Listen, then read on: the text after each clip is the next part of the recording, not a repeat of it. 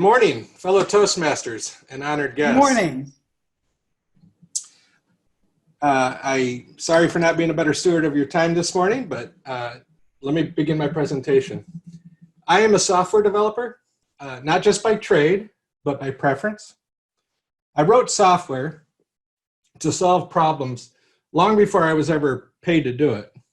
And while I still enjoy the process of solving interesting problems by writing software, I must admit, I have developed a bit of a taste for the income over the years. And when I was young, I enjoyed science classes more than anything else. And I fondly remember experimenting with bean sprouts. We were able to observe and to measure the progress of their growth from seed to flower. And I remember this well because I was fascinated by the process. I looked forward to class each day so that I could observe and so I could study any changes that took place from the day before. And we kept a log of these things. And this fascination transformed over the years. And these days, I enjoy watching the life cycle of machinery instead. My name is John Welty, and today I'm going to help you to visualize the environment in which I work. And I'm going to share with you my passion for programming, and I'm going to inform you about what I like most about controlling machines. Over the span of my career, I've had the pleasure of observing mechanical and electrical systems being invented from scratch. I've seen it done on napkins, at a diner. I've seen it scribbled on grid paper. And I've seen it hashed out in design review meetings. The moment of inception is like watching the birth of something. It's amazing to see an idea, something which has been incubating in a creative mind, take first form through the communication of that idea. And from that first communication, detailed plans can be made. And from those plans, actions can bring a concept into reality. And I enjoy seeing these ideas become documented plans of action.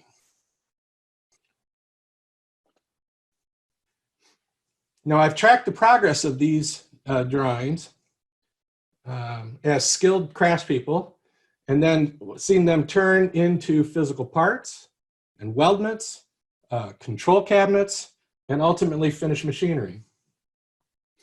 And in our industry that I work in, this all revolves around automating the fabrication of sheet metal parts for customers who need to make a lot of them.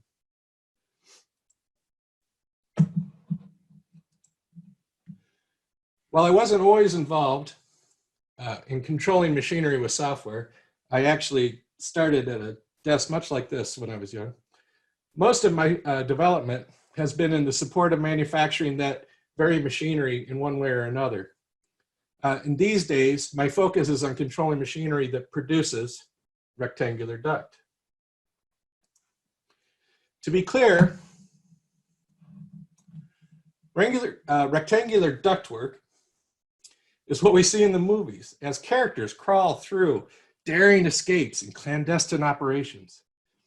More commonly, however, rectangular ductwork is used to provide heating, ventilating, and air conditioning in our homes and our office buildings. Frequently, it's what you don't see behind the registers that bring you the heat and the cooling that you like. Because of this, heating, ventilating, and air conditioning, we call this the HVAC industry. And there is a lot of ductwork in the world. And I have the privilege to write software that controls the machinery which turns large coils of sheet metal into tons, literally tons of rectangular duct.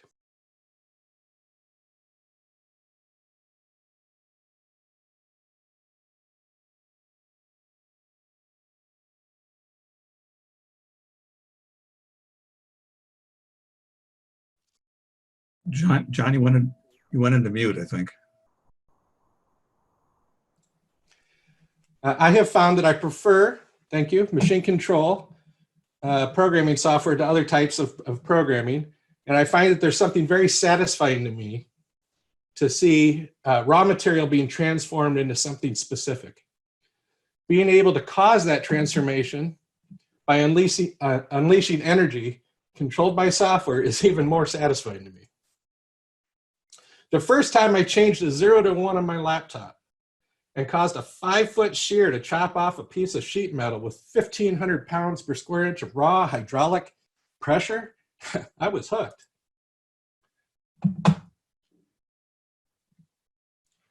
All right, we have an audio glitch. It's a ka-chunk, believe me. It resonates through the bones. And I could feel that power resonate through my body just after hitting the enter key, and it was exhilarating.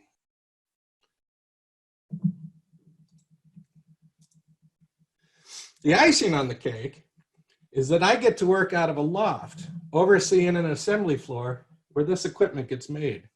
I get to sip coffee while checking the progress of machines, growing day by day, week after week, until they reach the stage of becoming ready to flour, or in our term, ship. And it is at that point that they need software so that all that cold, hard machinery, just steel and hoses, all of that can spring into life and do what it was designed to do. And to this day, I feel like that young child again when I look forward to every morning looking out that loft window and seeing a duct line grow from the drawings to the weldments to the machines to the software to ready to ship. Now, over the years, I learned that there are some differences when writing software to control machinery compared to typical business software. Generally, there are more restrictions based upon the control hardware selected for the job. And these components are often selected due to a balancing of cost and performance requirements. These restrictions can feel imposing when you are used to working in nearly unlimited resources. If you're simply moving data around, you've got a lot of flexibility. But when you're moving machinery around, it's a little different. And another difference comes into play when troubleshooting unexpected behavior. If, for instance, the machine is stuck waiting for a sensor to see a part, it could be a problem with the wiring.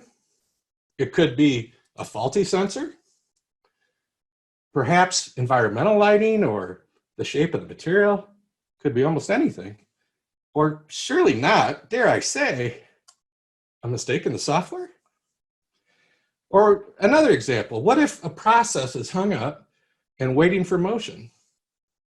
This could be also a wiring problem. This could be a sticky valve, or perhaps an alignment problem. Or some might think, and sometimes they even say, a mistake in the software. Now, fortunately, as I'm sure you all know from personal experience, software usually works as expected, right?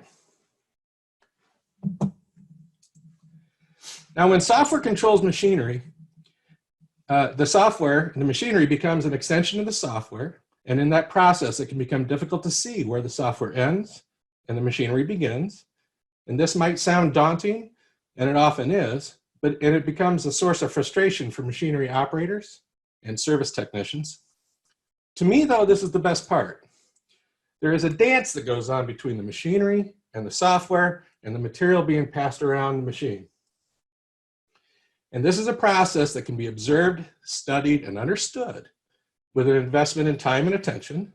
And I'm happy to report that it is an environment that in this environment, my curiosity is richly rewarded with observable growth and understanding. And this can lead to measurable improvements in system design. And that's the control that I love to have over machinery with software. Thank you. And you're all welcome to reach out to me if you have any questions.